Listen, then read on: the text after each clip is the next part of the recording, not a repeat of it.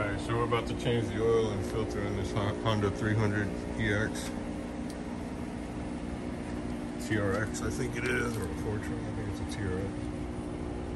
So, oil filters in here, you need an 8mm for these bolts. This is where you put the oil in, there's a dipstick on there. You need some sort of a funnel. You need 2 quarts of oil. Air filter, I got K&N 113, you can get any equivalent. 17mm for underneath, which is right under here. Of course, you need an oil pan, and I suggest a rag, maybe something to lay on. That's pretty much it. Get that stuff flowing. Pull the filter out once it's done flowing, so everything's drained and you don't get an extra bunch of shit out here that you don't need. And then you fill it back up. 2 quarts. Check it on the dipstick. Should be good to go. Let's get this thing draining.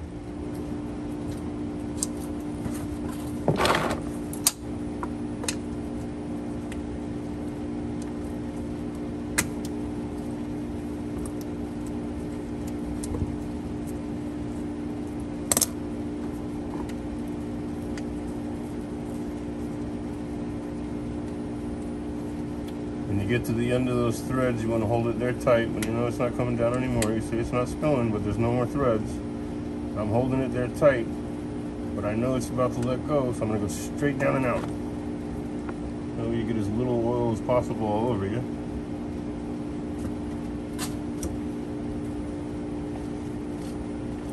But you still have that bolt on there. And that's all the oil I spilled. I'm not dripping everywhere. I still have the bolt safe. Everything worked out good. Now it's just got to drain.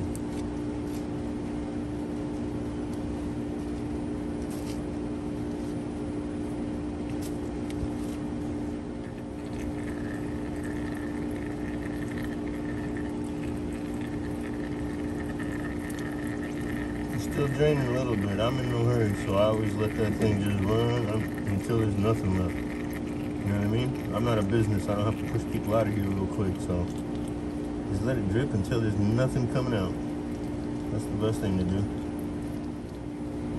Okay, so as you can see, it stopped dripping. And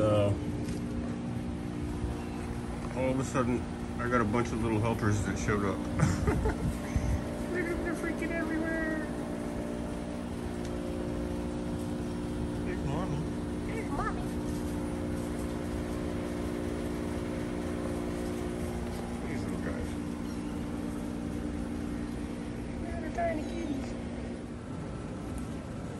Okay, now you want to remove this cover, which is 3 8mm bolts.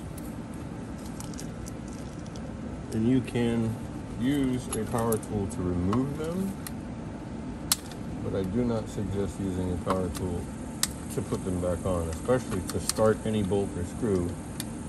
Do it by hand. Make sure you get those threads right before you use a power tool and cross your threads. I break them loose by hand, and then I do the rest of it, you know, just to speed it up. And always keep track of your bolts, just in case they're different sizes. In this case, they are all 3 the same size, so it doesn't necessarily matter. But anytime you're taking something apart, you want to make sure to keep track of your bolts and what hole they came out of, even if you need to get a piece of styrofoam or cardboard and put them back in there the same order that they're on here, so you can easily just copy it and put them back. So this is going to spill a little bit. Let me grab my rag. Okay, now you just pull away the bottom.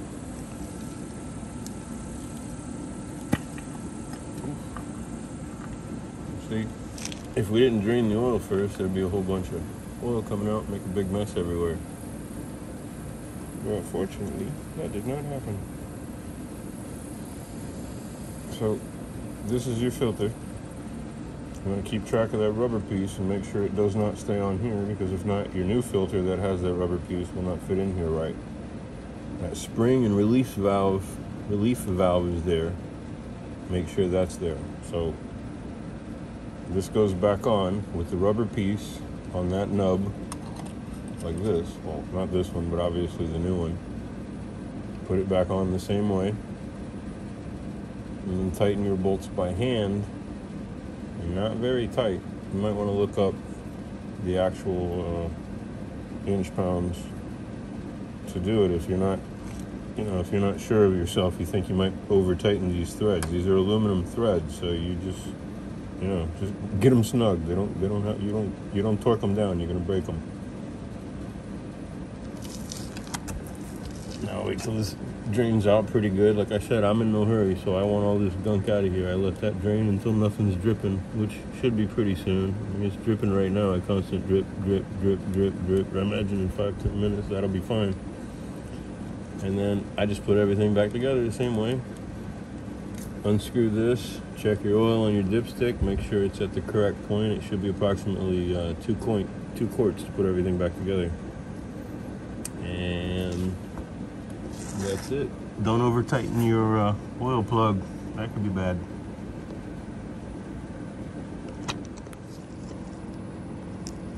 Okay.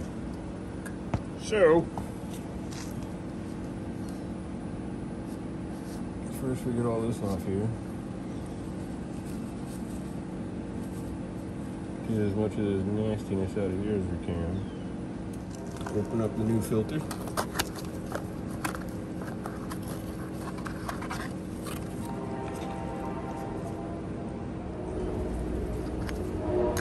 Put it back inside here. Rubber side on the coupler. Neither one of those rubber gaskets seem to hold on here pretty good, so it's the pressure up against the wall, not necessarily on this nub.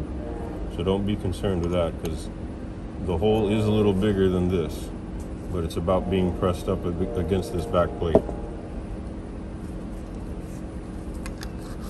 They do fit the same.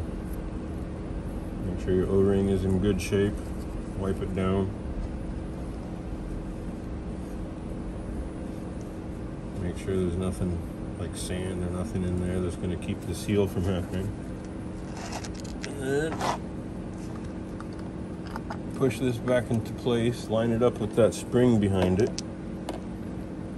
And then when you get it lined up, obviously, start your screws.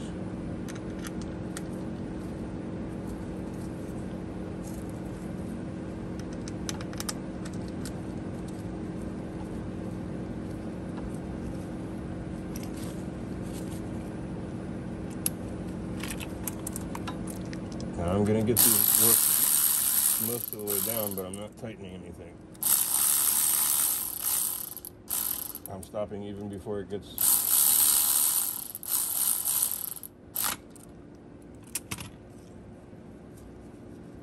Okay. So I was holding it loose, so if it ever hit the bottom of the thread, it just turns the tool rather than the thread. Okay, so I'm not even going to put my hand on this. I'm just using my thumb and 2 fingers. I have pretty strong hands too, so I had to start using my fingers years ago because I was breaking bolts off with my hand. But yeah, you just want to make sure they're snug. What I'm doing now is I'm not pushing harder. I'm using my hand kind of as a torque wrench, and I'm putting the same amount of pressure on each one just to make sure that they are all even. Okay, so now you want to wipe down all the excess junk, which I'm going to power wash this as soon as I'm done anyway, so this doesn't need to be perfect. Yeah, you always want to wash it, because especially if you have skid plates or anything, a lot of it will lay down in here, a lot of the oil that came out. So you wash it off your skid plates. If not, it just ends up like a gunky mess there, because it'll collect dirt and everything else. So now the last step is putting back in the drain plug, which you want to do again. Start it with your hand, Tighten it down snug, but not over tighten. If you over tighten that thing, you got a problem. So it's better to under tighten it and have a little bit of a drip and then snug it up a little bit than it is to over tighten it. Just know that. All right, so everything's done dripping. I'm gonna put the drain plug back in. So I want to wipe around the rim of the drain plug, make sure there's no sand or anything that's going to break any type of a seal. When I say rim, I mean that top washer.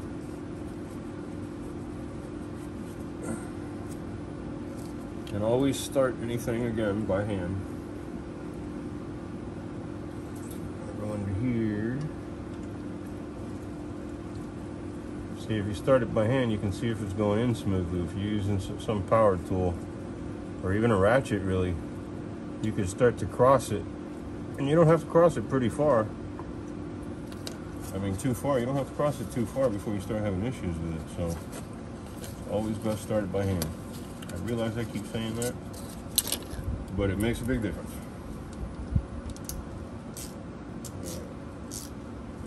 Put your ratchet on that bad boy.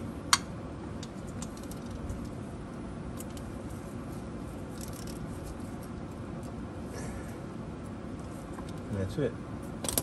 You snug it good. Don't over tighten it. Don't over tighten it. And now we fill this bad boy up with 2 quarts of oil. All right. There's your dipstick. What'd you call me?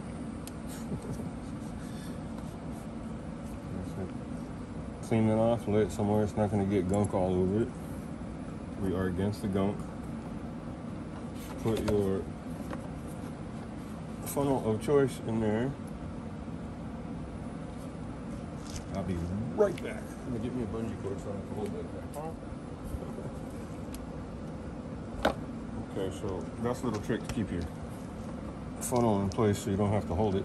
If you can't see, I try to bungee over the top of the bike to the handle on the funnel.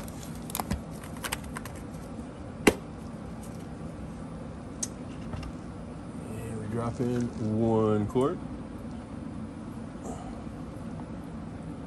It's always a good idea to check inside your funnel and make sure it's not got dirt, or leaves, or spiders, or cockroaches, or whatever the hell your house is into.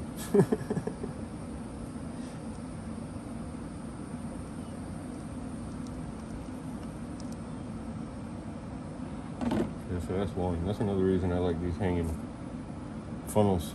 I'm cheap, so I let that sit there. I let that quart sit there until it's empty.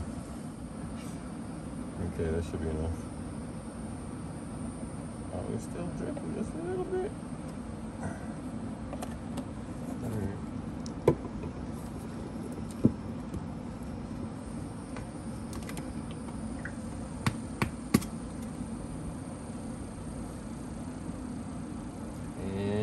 Quart number 2.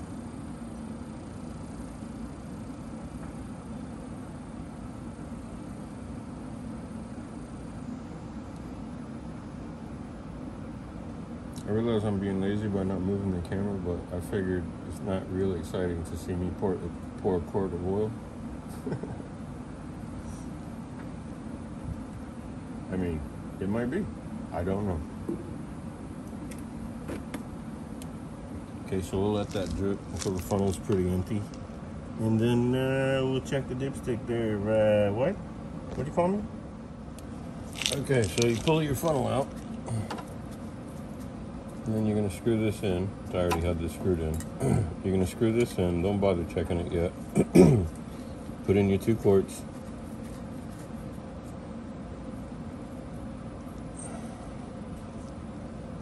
And you need to start it because before this is anywhere near correct, it needs to run oil through the motor and back through the filter and everything. Right now, this is going to show high if you check it right now. Unless you put a 1.5 quart in there. Like if you don't know how much goes in the machine, you want to be careful. So you would normally do like put 1.5 quart, run the bike for a quick minute, and then check it again, and then fill it to the perfect level. You know, running it for a couple of seconds a little bit low is not going to do you any harm. That way you can figure out where it's supposed to be if you don't already know. But I looked it up online and it's 2 quarts, so that's what I put in it.